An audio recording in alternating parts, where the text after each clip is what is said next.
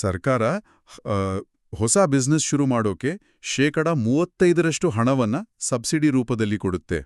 ಆದ್ರೆ ಮುಂದಿನ 3 ವರ್ಷಗಳ ಕಾಲ ಆ ಹಣವನ್ನ ಮುಟ್ಟುವಂತೇ ಇಲ್ಲ ಅಂತ ಯಾರಾದ್ರೂ ಹೇಳಿದ್ರೆ ಸಾಮಾನ್ಯವಾಗಿ ಏನನ್ಸುತ್ತೆ? ಖಂಡಿತ ಇದೇನಿದು ವಿಚಿತ್ರ ಕಂಡೀಷನ್ ಅಂತ ಅನ್ಸೋದು ಬಹಳ ಸಹಜ. ಹೌದು, ಕೊಟ್ಟು ಮೇಲೆ ಬಳಸೋಕೆ ಯಾಕೆ ಬಿಡಲ್ಲ ಅಂತ ಪ್ರಶ್ನೆ ಬರುತ್ತೆ. ಆದ್ರೆ ಮೇಲ್ನೋಟಕ್ಕೆ ಇದೊಂದು ಲಾಜಿಕ್ ಇಲ್ಲದ ನಿಯಮ ಅಂತ ಅನ್ಸಿದ್ರೂ ಕೂಡ ಇದರ ಹಿಂದಿರುವ ಆರ್ಥಿಕ ಮನೋವಿಜ್ಞಾನ ಅಂದ್ರೆ ಬಿಹೇವಿಯರಲ್ ಎಕನಾಮಿಕ್ಸ್ ಅರ್ಥ ಮಾಡ್ಕೊಂಡ್ರೆ ಓಕೆ, ಈ ಸರ್ಕಾರಿ ಯೋಜನೆಗಳ ಬಗ್ಗೆ ನಮಗಿರೋ ಇಡೀ ದೃಷ್ಟಿಕೋನನೇ ಬದಲಾಗುತ್ತೆ. ಇದು ಕೇವಲ ಹಣ ಕೊಡೋ ಸ್ಕೀಮ್ ಅಲ್ಲ, ಉದ್ಯಮಿಗಳನ್ನ ರೂಪಿಸುವ ಒಂದು ಪ್ರಯೋಗಾಲಯ. ನಿಖರವಾಗಿ ಹೇಳಿದ್ರಿ. ಇವತ್ತು ನಾವು the vision behind PMEGP expanded edition ಅನ್ನೋ ಒಂದು ಕುತೂಹಲಕಾರಿ ದಾಖಲೆಯನ್ನ ತೆಗೆದುಕೊಂಡು ಅದರ ಪ್ರತಿಯೊಂದು ಮಜಲನ್ನೂ ಒಳಹೊಕ್ಕು ನೋಡ್ತಾ ಇದೀವಿ. ಅಂದ್ರೆ ಪ್ರಧಾನಮಂತ್ರಿಗಳ ಉದ್ಯೋಗ ಸೃಜನ ಕಾರ್ಯಕ್ರಮ ಅಲ್ವಾ? ಹೌದು. ಸಾಮಾನ್ಯವಾಗಿ ನಮ್ಮ ಸಮಾಜದಲ್ಲಿ ವೃತ್ತಿಜೀವನದ ಬಗ್ಗೆ ಒಂದು ಸೆಟ್ ಆದ ಮನಸ್ಥಿತಿ ಇದೆ. ಶಾಲೆಗೆ ಹೋಗಿ ಚೆನ್ನಾಗ್ ಓದು, ಸುಭದ್ರವಾದ ಕೆಲಸ ಹುಡುಕು, ತಿಂಗಳಾದ್ರೆ ಸಂಬಳ ತಗೋ ಅಂತ. ಅದೇ ಸೇಫ್ ಗೇಮ್. ಎಕ್ಸಾಕ್ಟ್ಲಿ. ಇದೊಂದು ರೀತಿ ಕೇವಲ ಒಂದು ವಾಹನ ಮಾತ್ರ ಹೋಗಬಹುದಾದ ಸಿಂಗಲ್ ಲೇನ್ ರಸ್ತೆ ಇದ್ದ ಹಾಗೆ. ಆದ್ರೆ ಸಮಸ್ಯೆ ಏನಂದ್ರೆ ಈಗ ಆ ರಸ್ತೆಯಲ್ಲಿ ವಿಪರೀತ ಟ್ರಾಫಿಕ್ ಜಾಮ್ ಆಗಿದೆ, ಉದ್ಯೋಗಗಳು ಕಡಿಮೆವೆ, ಆಕಾಂಕ್ಷಿಗಳು ಹೆಚ್ಚಾಗಿದ್ದಾರೆ. ನಮ್ಮ ಮುಂದಿರುವ ಈ ದಾಖಲೆಗಳು ನಮ್ಮನ್ನ ಆ ಸಿಂಗಲ್ ಲೇನ್ ರಸ್ತೆಯಿಂದ ಹೊರತಂದು ನಾವೇ ಸ್ವಂತ ವಾಹನ ಓಡಿಸಬಹುದಾದ ಮಲ್ಟಿ ಲೇನ್ ಹೈವೇಗೆ ಕರೆದೊಯ್ಯೋ ಬಗ್ಗೆ ಮಾತಾಡ್ತಾ ಇವೆ. ಕೇವಲ ಕೆಲ್ಸ ಹುಡುಕೋವರ ಬದಲು ಕೆಲ್ಸ ಕೊಡುವವರಾಗೋದು ಹೇಗೆ ಅನ್ನೋ ಬ್ಲೂಪ್ರಿಂಟ್ ಇದ್ರಲ್ಲಿದೆ. ಹೌದು. ಈ ಹೊಸ ಹೈವೇಯಲ್ಲಿ ಪ್ರಯಾಣಿಸಲು ಯಾವ ವಾಹನ ಬೇಕು ಮತ್ತೆ ಆ ವಾಹನದ ಆರ್ಥಿಕ ಇಂಜಿನ್ ಹೇಗೆ ಕೆಲಸ ಮಾಡುತ್ತೆ ಅನ್ನೋದನ್ನ ನೋಡೋಣ. ಖಂಡಿತ. ದಾಖಲೆಯ ಪ್ರಕಾರ ಈ PMEGP ವ್ಯವಸ್ಥೆ ಮುಖ್ಯವಾಗಿ 3 ಸ್ತಂಭಗಳ ಮೇಲೆ ನಿಂತಿದೆ. ಆರ್ಥಿಕ ಬೆಂಬಲ, ಅದನ್ನ ಅನುಷ್ಠಾನಗೊಳಿಸುವ ವ್ಯವಸ್ಥೆ ಅಂದ್ರೆ KVIC, DIC ತರಹದ ಸಂಸ್ಥೆಗಳು. ಹೌದು. ಮತ್ತು ಮೂರನೆಯದು ಆ ವ್ಯಾಪಾರವನ್ನ ಮುನ್ನಡೆಸುವ ಉದ್ಯಮಿ. ಈ ಮೂರರ ನಡುವಿನ ಸಮತೋಲನವೇ ಈ ಯೋಜನೆಯ ಯಶಸ್ಸಿನ ಗುಟ್ಟು. ಸೊ ಈ ಆರ್ಥಿಕ ಬೆಂಬಲದ ಲೆಕ್ಕಾಚಾರವನ್ನ ಸ್ವಲ್ಪ ಬಿಡಿಸಿ ನೋಡಿದ್ರೆ ಇಲ್ಲಿನ ಸಂಖ್ಯೆಗಳು ನಿಜಕ್ಕೂ ಆಶ್ಚರ್ಯ ಹುಟ್ಟಿಸ್ತವೆ. ಹೌದು. ಮ್ಯಾನುಫ್ಯಾಕ್ಚರಿಂಗ್ ಅಂದ್ರೆ ಉತ್ಪಾದನಾ ಘಟಕಗಳಿಗೆ ಗರಿಷ್ಠ 50 ಲಕ್ಷ ರೂಪಾಯಿ ಮತ್ತು ಸೇವಾ ವಲಯಕ್ಕೆ 20 ಲಕ್ಷ ರೂಪಾಯಿಗಳ ಮಿತಿಯಿದೆ. ಕರೆಕ್ಟ್. ಆದ್ರೆ ಹೂಡಿಕೆಯ ರಚನೆ ಬಹಳ ಆಸಕ್ತಿದಾಯಕವಾಗಿದೆ. ಉದ್ಯಮಿಯಾಗುವ ವ್ಯಕ್ತಿ ತನ್ನ ಜೇಬಿನಿಂದ ಹಾಕಬೇಕಾಗಿರೋದು ಕೇವಲ 5-10% ಮಾತ್ರ ಅಲ್ವಾ? ಹೌದು. ಉಳಿದ 55-75% ಹಣವನ್ನ ಬ್ಯಾಂಕ್ ಸಾಲವಾಗಿ ನೀಡುತ್ತೆ. ಆಮೇಲೆ ಸರ್ಕಾರ 15-35% ಮಾರ್ಜಿನ್ ಮನಿ ಸಬ್ಸಿಡಿ ಕೊಡುತ್ತೆ. ನನ್ಗೆಲ್ಲೊಂದು ಮೂಲಭೂತ ಪ್ರಶ್ನೆ ಕಾಡ್ತಾ ಇದೆ. ಇದೊಂದು ಸಂಪೂರ್ಣ ಸರ್ಕಾರಿ ಯೋಜನೆ.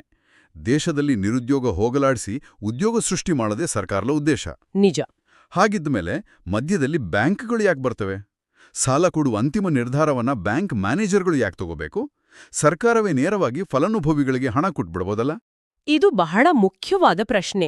ಬ್ಯಾಂಕುಗಳು ಇಲ್ಲಿ ಕೇವಲ ಹಣ ನೀಡುವ ಸಂಸ್ಥೆಗಳಲ್ಲ, ಅವು ಆರ್ಥಿಕ ಗೇಟ್ ಕೀಪರ್ಗಳಾಗಿ ಕೆಲಸ ಮಾಡ್ತವೆ. ಓಕೆ, ಫಿಲ್ಟರ್ ಮಾಡೋಕಂತನಾ? ಹೌದು. ಸರ್ಕಾರ ನೇರವಾಗಿ ಉಚಿತವಾಗಿ ಹಣ ಕೊಟ್ರೆ ಏನಾಗುತ್ತೆ ಅಂತ ಇತಿಹಾಸದಿಂದ ನಮ್ಗೆಲ್ಲ ಗೊತ್ತೇ ಇದೆ. ಕೇವಲ ಸಬ್ಸಿಡಿ ಹಣವನ್ನ ನುಂಗೋದಕ್ಕಾಗಿ ಘೋಸ್ಟ್ ಬಿಸ್ನೆಸ್ಗಳು ಹುಟ್ಕೊಳ್ತವೆ. ಓಹೋ, ಕಾಗದದ ಮೇಲೆ ಮಾತ್ರ ಬಿಸ್ನೆಸ್ ಇರುತ್ತೆ. ಎಕ್ಸಾಕ್ಟ್ಲಿ. ಈ ವ್ಯವಸ್ಥೆ ರಿಸ್ಕ್ ರಿಡಕ್ಷನ್ ಅಂದ್ರೆ ಅಪಾಯವನ್ನ ಕಡಿಮೆ ಮಾಡುವ ತಂತ್ರದ ಮೇಲೆ ನಿಂತಿದೆ. ಬ್ಯಾಂಕ್ ಕೇವಲ ನಿಮ್ಮ ಐಡಿಯಾ ನೋಡುದಿಲ್ಲ, ಆರ್ಥಿಕ ಶಿಸ್ತನ್ನ ಅಳೆಯುತ್ತೆ. ಅಂದ್ರೆ ಕಟ್ಟಬೇಕಾದ 55-75% ಬ್ಯಾಂಕಿನ ಸಾಲ ವಾಪಸ್ ಬರೋ ನಂಬಿಕೆ ಇದ್ರೆ ಮಾತ್ರ ಗ್ರೀನ್ ಸಿಗ್ನಲ್ ಕೊಡ್ತಾರಾ? ಹೌದು. ವ್ಯವಹಾರ ಲಾಭದಾಯಕವಾಗಿದ್ರೆ ಮಾತ್ರ ಬ್ಯಾಂಕು ಒಪ್ಪುತ್ತೆ. ಸರಿ, ಈಗ ನಾವು ಕಾರ್ಯಕ್ರಮದ ಆರಂಭದಲ್ಲಿ ಪ್ರಸ್ತಾಪಿಸಿದ ಆ ಸಬ್ಸಿಡಿ ವಿಷಯಕ್ಕೆ ಬರೋಣ. ಸರ್ಕಾರ ಕೊಡುವ 35% ಸಬ್ಸಿಡಿ ಹಣ 3 ವರ್ಷಗಳ ಕಾಲ ಬ್ಯಾಂಕ್ ಖಾತೆಯಲ್ಲಿ ಲಾಕ್ ಆಗಿರುತ್ತೆ. ಲಾಕ್ ಆಗಿರುತ್ತೆ.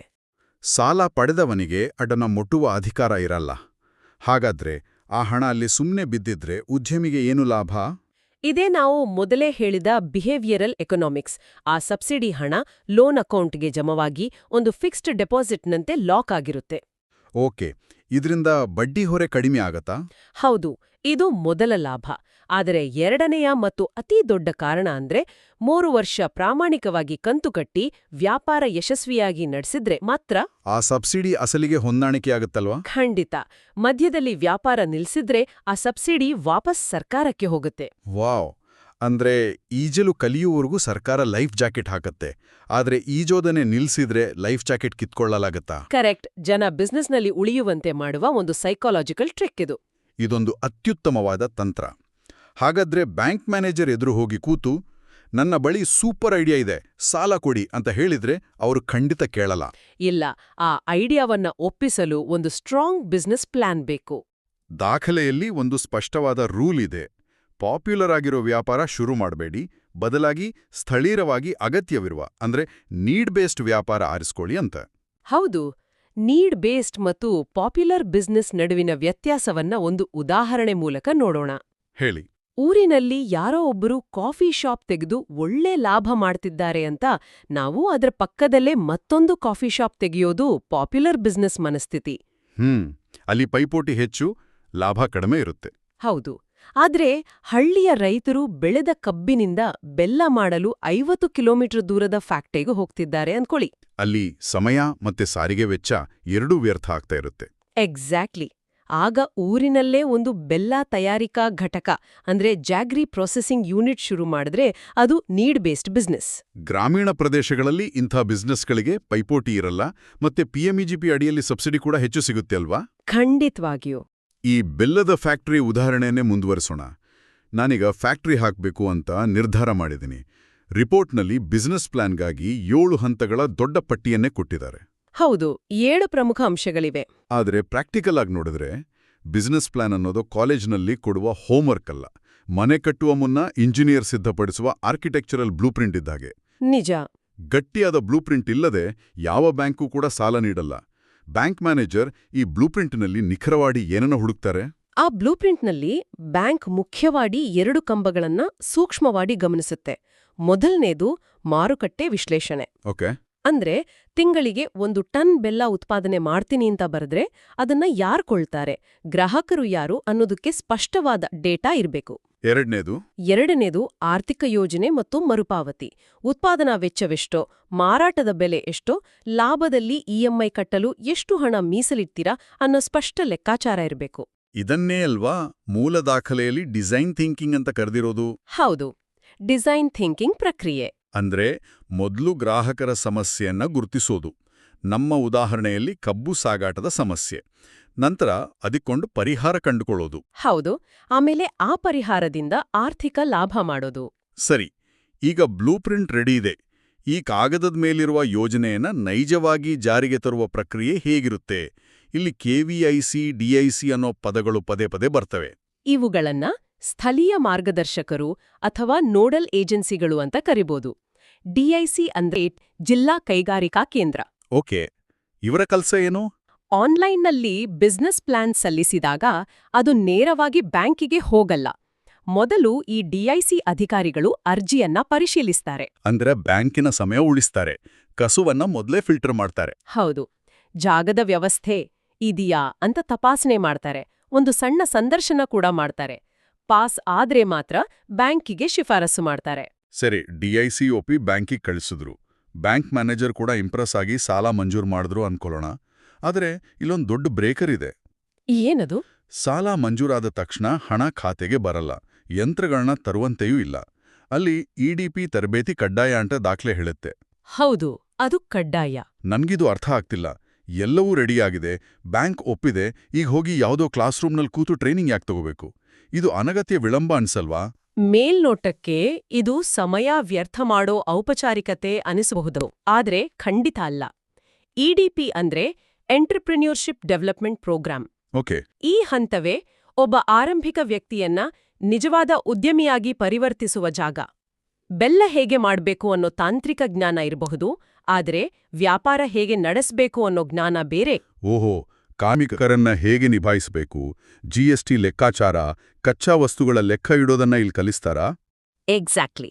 ವ್ಯವಹಾರದ ನಿಯಮಗಳ ಅರಿವಿಲ್ಲದೆ ಬ್ಯಾಂಕಿನ ಹಣದಲ್ಲಿ ಯಂತ್ರಗಳನ್ನ ತಂದ್ರೆ ಡ್ರೈವಿಂಗ್ ಬರ್ದೇರೋ ವ್ಯಕ್ತಿಗೆ ಹೊಸ ಕಾರು ಕೊಟ್ಟಂತೆ. ಖಂಡಿತ. ಅಪಘಾತ ನಿಶ್ಚಿತ.